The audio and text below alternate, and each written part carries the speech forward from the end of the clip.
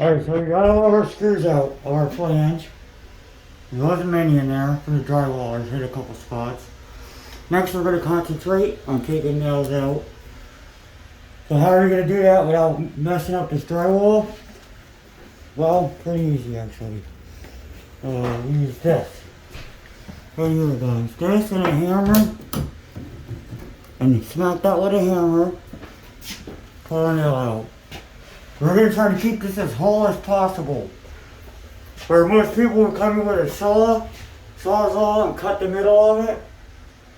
And they even cut the corners and take it out in pieces. We're going to try to take this out in one piece. That's 3 pieces plus the top. 4 pieces. And we're going to try to have this out. And this side at least prepped to be taken out before we get out of here today. That's right. And that's where we're at. And what our intentions and our final goal and how we get there may change on the way. May change several times. That's right.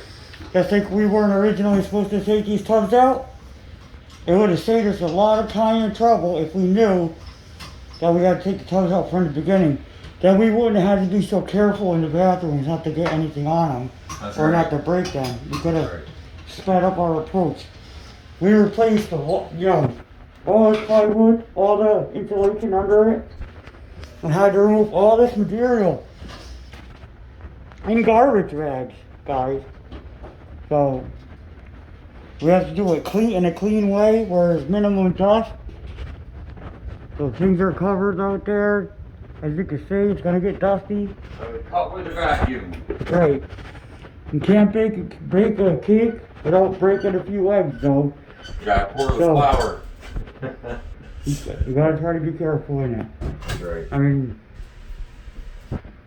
this is a major need of replacement, to be honest. If you want to, they have a wide range of it. Outside of that, there's a wide range of potential renters, and you need to be competitive down here in this beach area. That's right. And a lot of you have been selling. Been a lot of that going on here. It's because of the economy, which isn't good. Not good for us at the bottom. It's good for people that produce this stuff.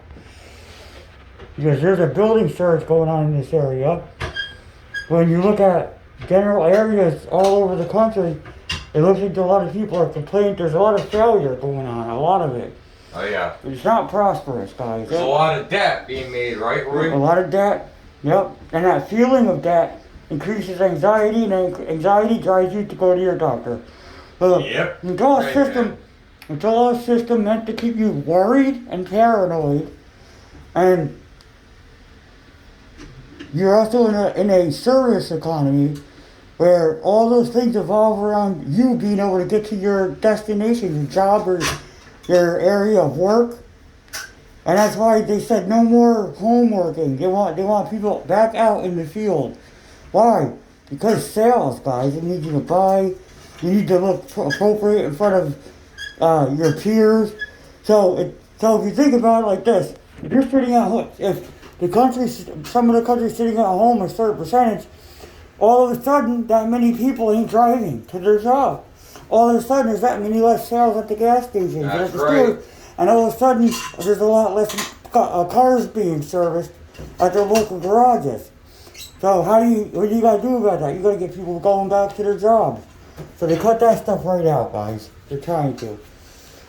And driving up minimum wage, all that only increases the cost of the products that me and you all need in our households. Toilet paper, dish detergent, clothing and food, all those things from your local grocery store. Anyway, guys, we're gonna get busy on this. We'll keep you updated. Bye.